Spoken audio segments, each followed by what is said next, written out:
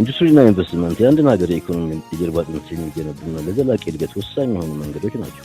ሁለቱም እርስ በርስ የተሳሰሩ በመሆናቸው አንዱ ያለ ሌላው ሙሉ ሊሆን አይችልም። ኢንዱስትሪ በተለይም የማኑፋክቸሪንግ ዘርፍ የአንድን ሀገር የኢኮኖሚ መዋቅር ከባህላዊ ወይም ግብርና ወደ ዘመናዊ ለመቀየር ዋነኛው መሳሪያ ነው። ለላብ አደሩም ሆነ ለሰለጠነው የሰው ኃይል በሰፊው የሥራ ዕድል ይፈጥራል። የሀገር ውስጥ ምርትን በማሳደግ ወደ ውጭ የሚላኩ ምርቶችን ይጨምራል። እንዲሁም ከውጭ የሚገቡ ምርቶችን በሀገር ውስጥ በመተካት የውጭ ምንዛሬን ያድናል። አዳዲስ አሰራሮች፣ ማሽነሪዎችን፣ እውቀቶችን ወደ ሀገር ውስጥ እንዲገቡ ያደርጋል። ኢንቨስትመንት የሀገር ውስጥም ሆነ የውጭ ቀጥታ ኢንቨስትመንት ለኢንዱስትሪ ዘርፍ መነቃቃት እንደ ነዳጅ የሚያገለግል አንቀሳቃሽ ኃይል ነው። መንግስት ብቻውን ሊሸፍናቸው የማይችላቸውን ግዙፍ ፕሮጀክቶች ፋይናንስ በማድረግ የሀገርን ኢኮኖሚ ያነቃቃል።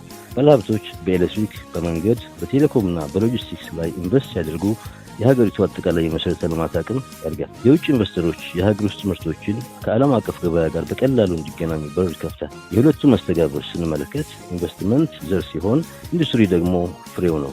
ማራኪ ኢንቨስትመንት ከባቢ አየር ሲኖር ኢንቨስተሮች ይመጣሉ።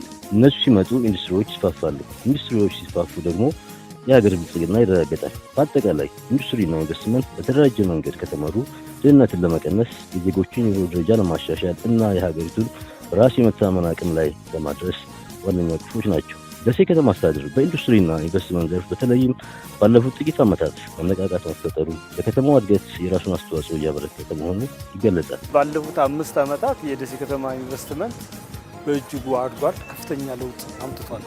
ከዛ በፊት የነበረው የኢንቨስትመንት ፍሰት እዚህ ግባ የሚባል አይደለም፣ እውነት ለመናገር ማለት ነው።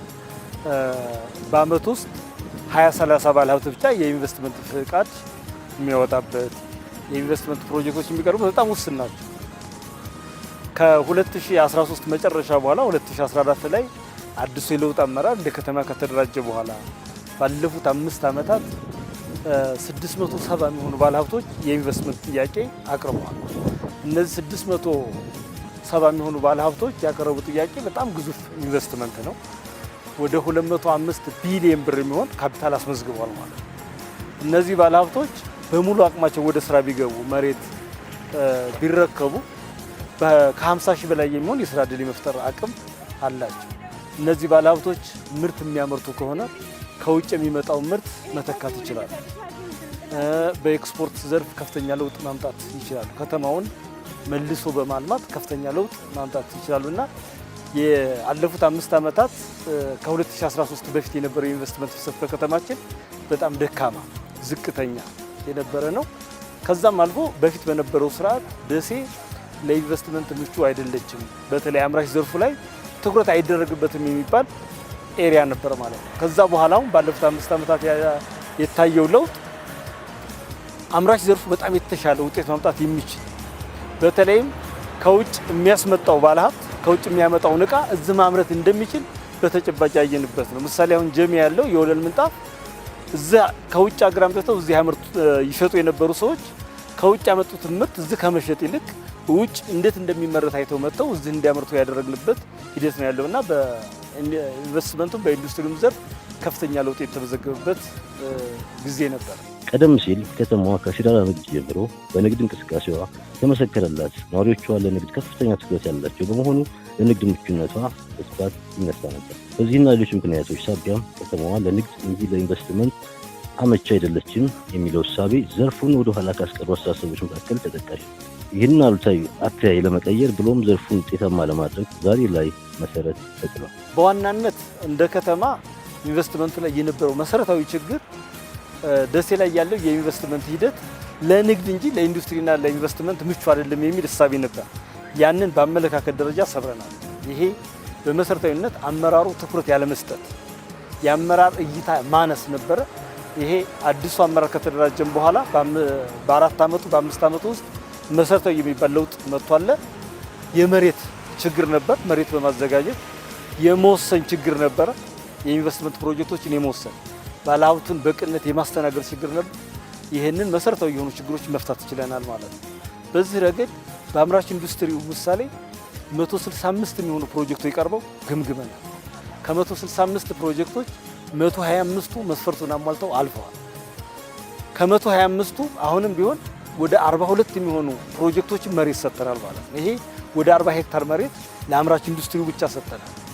በአገልግሎት ኢንቨስትመንቱ ደግሞ 125 የሚሆኑ የሞል የሆቴል እና ሌሎች የአገልግሎት ዘርፍ ኢንቨስትመንት ፕሮጀክቶችን ገምግመናል። ከነዛ ውስጥ 13 የገበያ ሞሎች አልፈዋል፣ መሬት እያስተላለፍን ያለ ነው። 10 የሚሆኑ ሆቴሎች ሎጅና ሪዞርት ተገምግመው አልፏል። ለነሱ መሬት እያስተላለፍን ያለበት ሁኔታ ነው ያለው ማለት ነው። ይሄ በጣም መሰረታዊ የሚባል ለውጥ ነው ያመጣል። አሁንም ቢሆን ኢንቨስትመንቱ ላይ ከዚህ በፊትም የነበረው ተግዳሮት የኃይል አቅርቦቱ የኃይል አቅርቦቱ በዋናነት በተለይ ለአምራቹ ዘርፍ ለአገልግሎቱ ዘርፍ ቢሆን የትኛውም ኢንቨስትመንት ፓወር ይፈልጋል። እዚህ ላይ ያለውን ችግር ለመፍታት እንደ ከተማ አሁን ሰብስቴሽን እየተገነባ ነው ያለው። በመሰረታዊነት በቀጣይ የሚፈታ ይሆናል። እስካሁን የነበረውን ችግር ግን ከሪጅኑ ጋር ከመብራት ኃይል ጋር በመነጋገር ያለውን ፓወር በአግባቡ መጠቀም እንዲችሉ በማድረግ አምራች ዘርፍ ስራው እንዳይስተጓጎል ለማድረግ ከፍተኛ ጥረት የተደረገበት ሁኔታ ነው ያለው። መሬት የማዘጋጀት ችግር ነበር፣ እሱም በመሰረታዊነት እየተፈታ ነው ያለው። ሌሎች የመንገድና መሰረተ ልማት ችግሮችንም እየፈታን የመጣንበት ሁኔታ ነው ያለውና ባለፉት 5 ዓመታት ደሴ ላይ በኢንቨስትመንት ዘርፍ ከፍተኛ ለውጥ መጥቷል። ባለሀብቱም ትልቅ ተስፋ አድርጎበታል። አመራሩ ይወስናል፣ አመራሩ መሬት ማስተላለፍ ይችላል፣ አመራሩ የኛን ችግር መፍታት ይችላል የሚል የባለሀብት እይታን ማትረፍ ችለናል ማለት ነው። ይህ ደግሞ ከቀጣይ አኳያ ከተማው እንዲያድግ ለውጥ እንዲያመጣ በማድረግ ትልቅ ምርታ የተመዘገበበት ጊዜ ነበር። በከተማው በዘርፉ የተሰማሩ ባለሀብቶች በተፈጠረላቸው ምቹ ሁኔታ መልካም ነው የሚባሉ ስራዎችን እያከናወኑ ይገኛሉ። ከሀገር ውጭ የሚመረቱና በውጭ ምንዛሪ ሊገቡ የሚችሉ ዘርፎችን ጭምር በማምረት ተኪ ምርት ማምረት እንደሚቻል እያሳዩ ቀጥለዋል። የውብዳር ሞላ እባላለሁ። የደሴ ሚስማር ፋብሪካ ባለቤት። ደሴ ሚስማር ፋብሪካ 2011 ነው ስራ የጀመረው። ከ2011 እስከ 2015 አካባቢ ላይ እንደዚህ አይነት ማለት የቦታ ጥያቄ በየጊዜው የተለያየ ጥያቄ እንጠይቅ ነበረ። ስንሰራ የነበረው በመንግስት ሼድ ውስጥ ነበረ እና ያ ሼዱ ደግሞ ለስራ ምቹ አልነበረ እና የተለያየ ጥያቄ በወቅቱ ለነበሩ አመራሮች ጥያቄ እናቀርብ ነበረ። ከዛ 2015 ላይ የካቲት ላይ አሁን ያሉ አመራሮች በእነሱ የጥያቄያችን ይሁንታን አግኝቶ 2800 ካሬ ቦታ ተቀበል 2800 ካሬ ቦታ ተቀበልን። ይሄ ግንባታው 2000 ካሬ ላይ አርፏል። 2000 ላይ ካሬ ላይ አርፎ በአመት ውስጥ ግንባታው አልቆ ያው ወደ ስራ ገብቷል ማለት ነው። አይ ጥሩ የሚባል ነው። አሁን ራሱ ብዙ ሰው አሁን አካባቢው ይሄ ኢንዱስትሪ ዞን ነው። ብዙ አለሞች እየመጡ እየሰሩ ነው ያሉት አሁን እና ጥሩ የሚባል ነገር ነው ያለው። ደሴ ላይ አሁን በጣም ትልቅ መነቃቃት ነው ያለው እና ደስ የሚል ነገር ነው ያለው። አሁን ያለው ሁኔታ ጥሩ ነው። አሁን ያለው ሁኔታ ነገር ያለው 4-5 አመት ሂደቶች ሂደዋል ምላሽ ሳናገኝ። አሁን ባለው ሁኔታ ግን የተሻለ ነው ያሉት አመራሮች ኖርማሊ እንደ ጓደኛ ናቸው። በደንብ ሀሳብህን ይቀበሉሃል። እዚህ ድረስ ጠርተህ ፕሮጀክቱን እንድታይ ስትጠራቸው ሁሉ ፈቃደኛ ናቸው። በጣም ከጎናችን ሆነው አግዘውናል። አሁንም የማስፋፋያ ጥያቄ ነበረ፣ እነሱ ሁሉ ተመልሶልናል። ስለዚህ አሁን ያለው አመራር በፊት ካለው የተሻለ ነው። ለኔ እንደ ግል ነው ማወራህ ማለት እኛ በደንብ ተቀባይነትን አግኝተን ስራችን ላይ በደንብ ሰፖርት እያደረጉና ያሉት በደንብ እያገዙና ያሉት ኢንቨስትመንት ብዙ ማበረታቻ አድርገውልናል። እናቷ አለባቸው ቦታ ከመስጠትም ጀምሮ ሼዱን ስንሰራ ዋንጫ በመሸለም ማሽን ስናመጣ ደግሞ እንደገና ተጨማሪ ዋንጫ በመሸለምና በጣም ፕሮሞሽን ማለት ተነቃቅተን እንድንሰራ አድርገውናል። ኢንቨስትመንት በጣም ደግፎናል እና ያለው ሁኔታ በጣም ጥሩ ነው ያለው። እንደምታዩት ነው። አሁን ምርት ጀምረናል። ወደ አዲስ አበባም እየጫነን ያለ ነው። አሁን ባለው ሁኔታ እዚህ ደሴ ሚስማር ላይ ማለት ነው ወደ 56 ሰራተኛ አለ። ከ56ቱ ሰራተኛ ወደ 14 የሚሆኑ ሴቶች ናቸው። ከዛ በተጨማሪ ግን እንደዚህ ጊዜያዊ ሰራተኞች የሚገቡ የሚወጡ ብዙ ናቸው። እዚህ ያሉ የአካባቢ ሰራተኞች የአካባቢ ነዋሪዎች የስራው ዕድል ተጠቃሚ ናቸው። ከዛ በተጨማሪ ከተለያየ ከተስፋ ድርጅት ከመቄዶንያ ከምናምን እንደዚህ ለስራ ብቁ የሆነ ሰራተኛ አለን ብለው ሲያመጡ ቅድሚያን ለነሱ ተሰጥቶ ስራው ላይ የሚቀጠሩበት ሁኔታ አለ። ስለዚህ የተሻለ እየሰራ ነው። አሁን ደግሞ ማስፋፊያውን ወደ ተግባር ሲገባ አሁን ያሉት 56 ሰራተኞች ወደ 100 እና ከዛ በላይ ሰራተኛ በደንብ አቅፎ ይይዛል። ከዛም በላይ ይቀጥራል። ገና ከዚህ በዛም ብዙ ነገር ይጠበቅብናል። ይሄ ገና ጅማሮ ነው። ሌሎች ማሽኖችም እንጨምራለን እና ይሄ ገና ጅማሮ ነው ብዬ ነው የማስበው። ይሄ ስኬታችን መጨረሻ አይደለም። ገና ብዙ ያሰብናቸው እቅዶች አሉ። ወንድሞቼ እህቶቼ ዲያስፖራ ናቸው፣ ለንደን ነው የሚኖሩት። እነሱ ጋር ህብረት ፈጥረን ነው ይሄን ነገር የሰራነው። ከ2010 አካባቢ ጀምሮ ከዱባይ እያመጣን ነበር ይሄን ፕሮዳክት መርካቶ እናከፋፍል ነበረ። አሁን ግን እዚሁ ማምረት አለብን ብለን ነው ማሽኑን አምጥተን ከቻይና እዚሁ ትሬዲንግ ሰጥተን ወደ ምርት የገባ ነውና ያው ጥሩ የሚባል ነገር ነው ያለው። እንደ ከተማ አሁን አብዛኛው ወጣቶች ወደ ስራ እንዲገቡ የተጀመሩ ብዙ ፕሮጀክቶች አሉ በአካባቢያችን። እነዛ ፕሮጀክቶች ወደ ስራ ቢገቡ ከተማ ላይ ያለውን የስራ አጥ ቁጥር ቢያንስ 70-80% ይቀርፈዋል። ስለዚህ ሁሉም ፕሮጀክት ወደ ስራ ቢገባ አመራሩም እያንዳንዱ ባለሀብት ጋር በቅርበት ቀርቦ ችግሩን ቢረዳና መፍትሄ እየሰጠው ከስር ከስር ገዛ እያደረገ ቢሄድ ባለሀብቱ መሬት ተቀብሎ ከመቀመጥ ይልቅ ወደ ተግባር ቢገቡና ስራዎች አክቲቭ ቢሆኑ በከተማ ውስጥ የሚታየው የስራ አጥ ቁጥር ይቀንሳል። የስራ አጥ ቁጥር ሲቀንስ ለከተማዋም እድገት ነው፣ ለአካባቢውም ሰላም ትልቅ አስተዋጽኦ ነው ያለው። አይ በጣም ደስ ነው የሚለው ያው በስራ ዕድል መፍጠር በጣም ደስ ነው የሚለው እና ደግሞ ብዙ የእውቀት ሽግግር አግኝተናል። የኛ አሁን ሰራተኞች አብዛኞቹ ያው መፍጠር ላይ ነው እንጂ የትሬዲንግ ላይ በጣም ብዙ ነገሮች ቀስመዋል እና ጥሩ ነው ያለው። ባለሀብቶች ከእነርሱ አልፎ ለበርካቶች የስራ ዕድል በመፍጠር ተጠቃሚ እያደረጉ ናቸው። ለዚህም በቦታው በስራ ላይ የተሰማሩ የስራ ዕድል የተፈጠረላቸው ያረጋገጡት እውነታ ነው። ወይንሸት አዝመራው እባላለሁ። የስራ ድርሻዬ ስቶር በአጠቃላይ ባለው ሁለገብ ስራዎች እሰራለሁ። እዚህ ስራ ከመጀመሪያ በፊት ሌላ ቦታ ስራ ነበረ። አሁን እዚህ ከገባሁ 8 ዓመቴ ነው ተሰራሁ እና በጣም የተሻለ ስራ ነው የምሰራው። እግዚአብሔር ይመስገን ደስ በሚል ሁኔታ ነው የምሰራው። በፊት ሌላ ግለሰቦች ጋር ነበር የምሰራው። እዚህ ከመጣሁ ግን በጣም ደስ በሚል ሁኔታ ለእኔም ለቤተሰቦችም እየተረፍኩ ነው እና ጥሩ ነው ያለው ነገር። እንድሪስ ከድር እባላለሁኝ። ከዚህ ድርጅቱ ዋና ባለሙያ ነኝ ዳይሬክተር። እዚህ ስራ ዕድል መፈጠሩ በጣም ጥሩ አድቫንቴጅ ነው የምንለኛ። ጥሩ ስራ እየሰራ ነው። ከዛ በፊት እንዲህ አይነት ስራ ላይ አልነበርኩም። የግል ስራዎችን ያው መሞካከራቸው ስራ ነበሩ። ኦልሞስት ከዓመት በላይ ሆኖናል እዚህ ስራ ከጀመረ። ጥሩ ስራ እየሰራን ቤተሰብ ይኖራል። በጣም አዋጭ ነው እንጂ ብዙ አላስፈላጊ ቦታ የሚዋሉ ልጆች አሉ አሁን እንግዲህ እየሰሩ የነበሩ። አሁን እዚህ ጋር ግን ቀጥታ ወደ ስራ ብቻ ነው እየገቡ ያለው። ስራቸው ነው ወደ ስራ ነው እና ጥሩ ለውጥ አለ። ለእኔም ከጓደኞችም አብረው ለሚሰሩ በጣም ጥሩ ለውጥ ያገኘንበት በጣም ደስተኞች ነው የምንሰራው። እንደዚህ ፋብሪካዎች በየቦታው መኖር ለስራ አጦች የተሻለ እንትን ይኖረዋል።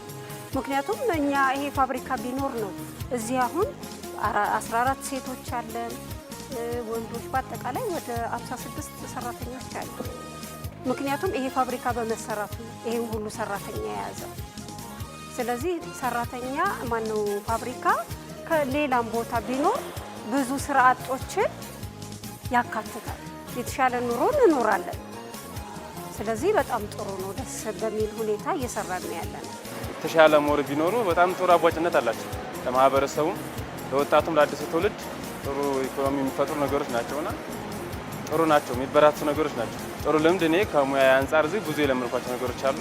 ከዚህ አልፎ ደግሞ ለራሴ የምሞክርባቸው ነገሮች ይኖራሉ። ለብዙ ነገሮች ይጠቅማሉ። የከተማው ኢንዱስትሪና ኢንቨስትመንት ያሳየው መነቃቃት በዜጎች ጊዜያዊና ቋሚ የስራ ዕድል በመፍጠር የበርካቶች ዋስትና እየሆነ መጥቷል። ያለፉት 5 ዓመታትም ለዚህ ሁነኛ ማሳያ ናቸው። በእኛ ከተማ በ5 ዓመት ውስጥ እስካሁን ድረስ ከዛም በፊት የነበረው እስካሁን ድረስ እያመሩት ያሉ በርካታ ኢንዱስትሪዎች አሉ። እነዚህ ቋሚ የስራ ዕድል የሚፈጥሩ ናቸው።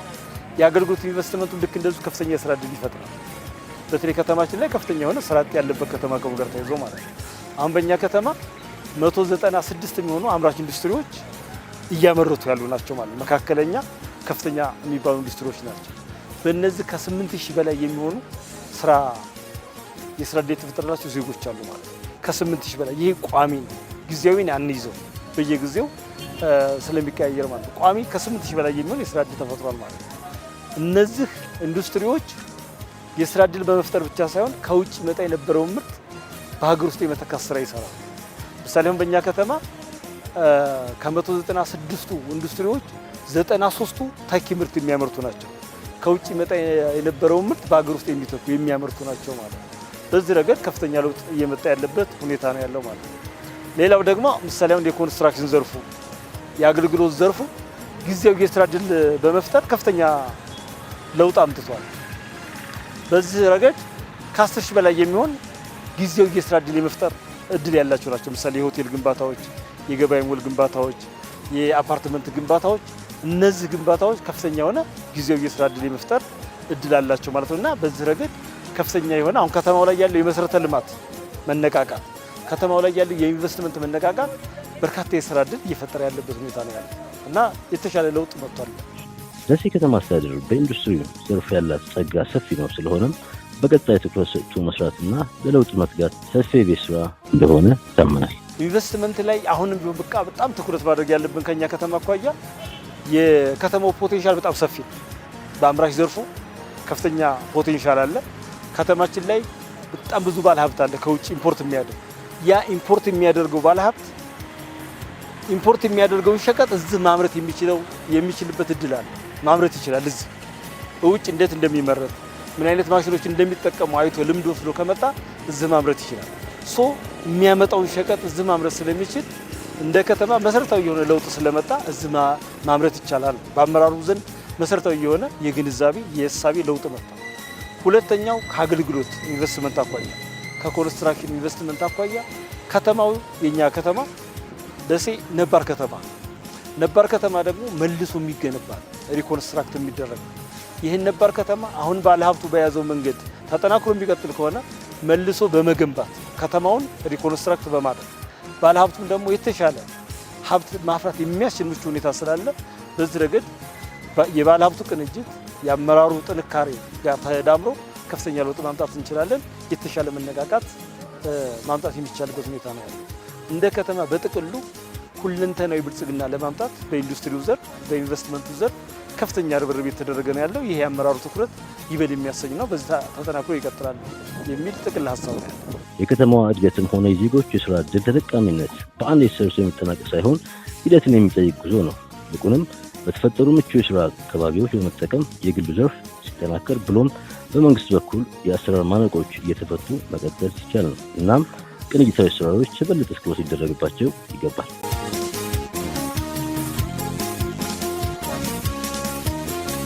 እያደገ ሲመጣ የመኖሪያ ቤት ችግር ያጋጥማል፣ የመኖሪያ ቤት እጥረት ያጋጥማል። የመኖሪያ ቤት ችግርን በመፍታት ረገድ እንደ መንግስት የተቀመጠው አንዱ የፖሊሲ አቅጣጫ ምንድነው? መንግስት በተለያዩ የህብረት ስራ ማህበራት አደራጅቶ ቦታ በጋራ መኖሪያ ቤት ህብረት ስራ ከመስጠት ባለፈ ፕራይቬት ሴክተሩ ቤት እንደዚህ አይነት አፓርትመንቶችን እየገነባ ለኪራይ ቤቶችን እንዲያቀርብ የማድረግና የዜጎችን የመኖሪያ ቤት ችግር እጥረት መፍታት ነው አንዱ የተቀመጠው አቅጣጫ ማለት ነው። ከዚህ አኳያ ከተማችንን መልሶ በመገንባት መልሶ በማልማት ያለው ፋይዳ በጣም ትልቅ ነው። ይህ ልማት ስናለማ ደግሞ በመንግስት አቅም ብቻ ሁሉንም እየሰራን ነው ማለት ሳይሆን 3 ተጨማሪ አቅሞች የመንግስት አቅም፣ ህዝቡ፣ ባለሀብት ተባብሮ አካባቢውን ማልማት ጀምሯል። ይኸው ይበል ተብሎ መጠናከር አለበት። እንደነዚህ አይነት ወደ ፊት የመጡ ባለሀብቶችንም እያበረታታን እንሄዳለን።